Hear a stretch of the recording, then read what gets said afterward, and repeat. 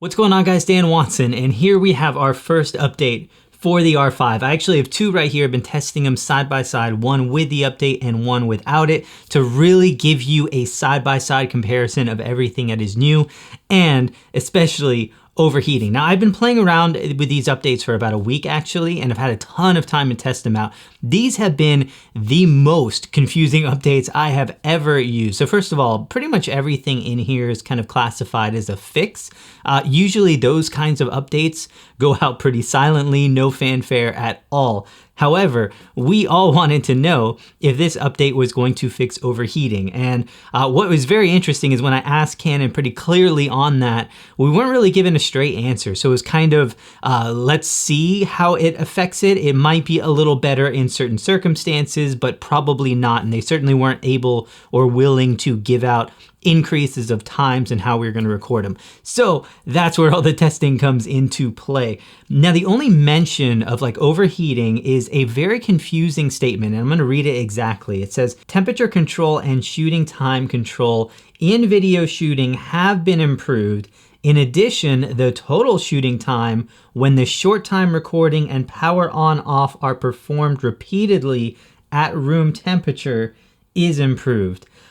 This is the craziest statement I've ever seen, and I've spent a lot of time trying to figure out what they were going after and how to test this. However, I have actually been able to make these cameras shoot 4K 60 for over 3 hours, so the results are going to be amazing. So here's what we've got on here. So it says the temperature detection and controls have been improved, not the shooting length. So it sounds like the temperatures are basically more accurate and not necessarily better. Kind of a weird way of putting it, especially if they think that they've increased shooting time. Now, the second item is a bit more specific.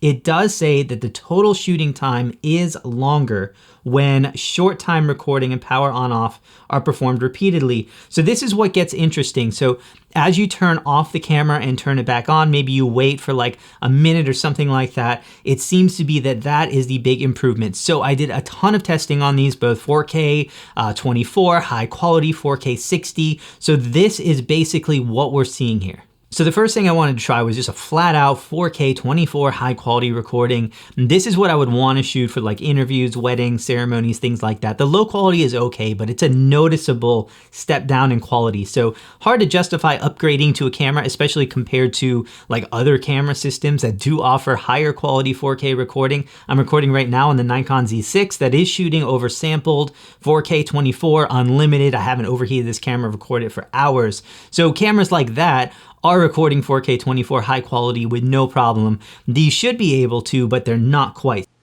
So we are about to hit the 25-minute mark right now. I have the EOS R5 with the firmware update on the right, 1.1, and the 1.0 on the left. So we'll see how these are working. We're recording 4K 60. So I basically got that overheating warning right on both cameras at pretty much the exact same time. It's actually crazy how similar those were, kind of a little suspicious. So in that mode, both of these cameras overheated identically. I mean, it was literally the second. So if you think this isn't controlled by a timer, this is definitely controlled by a timer. I think it was 33 minutes. I'll put exact numbers on the screen, but these things are controlled exactly. All right, so both cameras just shut down. We'll go ahead and turn them off. Give it 2 minutes on the timer and then see if either one of these have recovered at all. All right, so we've now let these recover for a few minutes. Let's turn them back on and see what we've got on the screen. Both are still overheating, still can't record on either camera. So we've had just over a 5-minute rest, turning both cameras on. We have 3 minutes of recording on one camera, 4 minutes on the other, so we have 1 more minute of recovery. We'll keep them off and see if it goes up a little bit more. So we've got another 5 minutes of rest, probably about 10 total. Turn these both on and see where they're at. We've got 5 minutes recording on both cameras, so really no appreciable difference on either one. Another 5 minutes has gone by. Let's go ahead and switch these on. And we have 10 minutes on both cameras. So we'll go ahead and hit record, and we'll see if both of these cameras kind of time out at the same time again. Now I went ahead and just hit go again on these cameras to see what they would do on that second go around. Now, the original R5 with the 1.0 update gave me exactly 10 minutes. I think it was 10 minutes and a couple seconds, or right around 11. However, the new update actually gave me longer recording than what it was saying. So both of them were saying 10 minutes of recording time on the timer, but on the 1.1 update, I was actually getting more record time. So that's very interesting that the timer actually seems less accurate on the new one, but is giving me more recording time. Now I did this test a couple different ways, and including with 4K 60, and basically we're concluding here that things are very similar. So on the first recording, you'll basically get the exact same as before. I've seen a couple people say that they've gotten longer. I have not gotten longer. It's been really consistent to be able to get me the exact same recording when recording in the IPB mode is what I did most of these at to be able to maximize card shooting. But that second time or third time or subsequent times, you're able to get a little bit more on the new update. And again, I don't think it's significant enough to really make a difference there. Now, for whatever reason, my 8K recording times are way longer. I actually recorded a straight 24-minute clip, and that's despite the timer still saying the same 15 minutes, even on the newer version. It recorded 24 minutes straight. I went ahead and turned off the camera after it overheated, gave it 3 minutes of rest. And again, it only said 1 minute on the timer, and I went over 5 minutes of recording in 8K after that. The only thing to keep in mind is that once you overheat this camera, it will lock you out of all modes. There's really, of all high quality modes, I guess you can shoot low quality 4K, but all high quality modes will be locked out, and it really does take a long time to recover. So the best case for this is to not let it overheat. Now, where things get crazy interesting is when you're talking intermittent recording. So that's a little bit more real life to how I would shoot like B-roll and things like that. So two big uses for the camera would be 4K 24, interviews, wedding ceremonies, things like that. Just a lot of general shooting, these videos, 4K 24. And then the other one is going to be B-roll, which would be 4K 60, 4K 120, all of those modes. And that's where I tested next. And that's where things are just insane. So first I ran both cameras, going about 3 to 4 minutes on, one camera off to let it kind of cool down. Now do keep in mind, you have to turn the camera off. You cannot let it be in standby. You cannot just not record. That will not allow the camera to get time back. Now, if you turn it off, it will start to accumulate time back, so make sure you turn the camera off.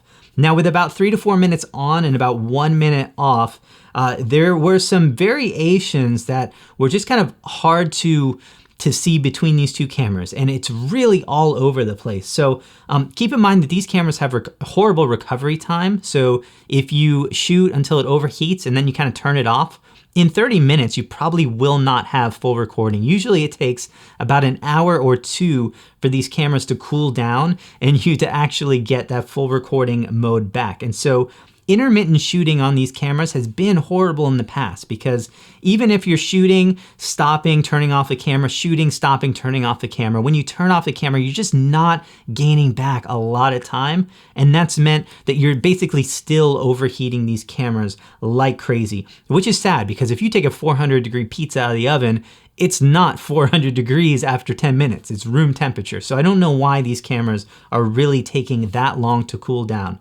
Now with the old R5 with the 1.0 update, it basically performed as expected, pretty much 100% true to the timer. So if the timer said 10 minutes, I was getting 10 minutes. When the timer started wearing down and I was getting 2 minutes of recording on the timer, I got about 2 minutes, and then it would overheat on me or shut down or whatever the case may be.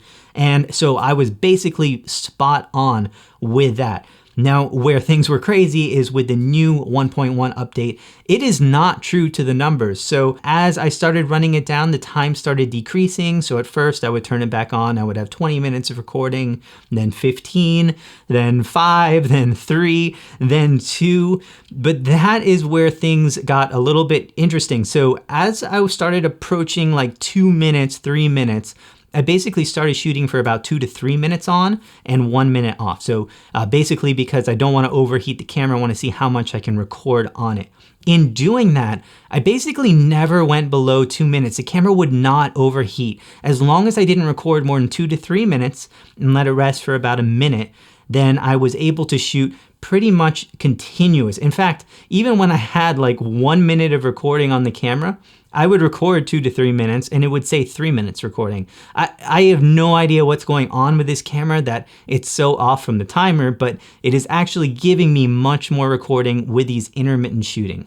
So the old R5 overheated on me like crazy. There were just a ton of times over the course of this sequence that it was overheating, while the new R5 with the 1.1 never overheated as long as I didn't go over that time. Now, 2 hours of recording, I was able to record a ton of time in that 2 hours because I was only taking brief 1 minute breaks in that. I'll put the exact numbers of how much recording I got done in that 2 hours on both cameras.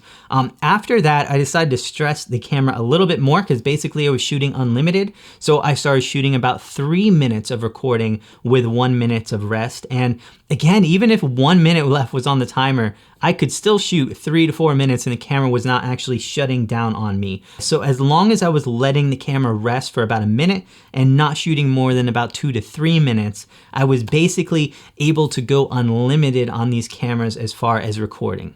So I'm gonna say that the R5 is way more capable of handling overheating than Canon is allowing it. They're definitely limiting this camera based on timers, because if you kind of record in a certain way, the camera's still getting hotter than it would after one 25-minute take, and yet the camera is still allowing you to shoot 3 hours into it. The camera was way hotter than it was when I just did my first 20-30 minute recording. So obviously it has nothing to do with internal temperatures and all about timers for this one. So hopefully Canon, you gotta change this. I mean, this is absolutely insane that you're keeping it this way. But I'm gonna say that you are much more likely to be able to use this in the real world. The same thing applies with 4K 120, where as long as I was giving it about a minute rest and not shooting for more than a minute or two in that mode, the 4K 120, I was able to get significantly more recording time on that mode, probably double, and in most modes, I never really reached a limit and I recorded for hours. Now, Canon was not very upfront when they discussed this at all. I really wish that they would describe what's going on here a little bit better, because if you're going by what they've released here, it would be more accurate, and it's definitely not more accurate. It's definitely less timer based and more overheating based, or they've just made some changes to how the timer is, but it's not really reflecting true times as much. So it's kind of hard to really get with the picture how the camera is going to perform on you, just that it is probably going to beat whatever time it says on the timer. In fact, I had 1 minute of recording. I shot 2 minutes straight at 4K 60, checked what it said. It still said, actually, I had like 2 or 3 minutes. I recorded again, not turning off the camera at all. I got another 5 minutes of recording before the camera actually overheated. So you're definitely able to beat the timer on the new update, and that's really a good thing, and it really might change how much I'm able to use the camera for things like B-roll. Now, if you are shooting video, again, remember the camera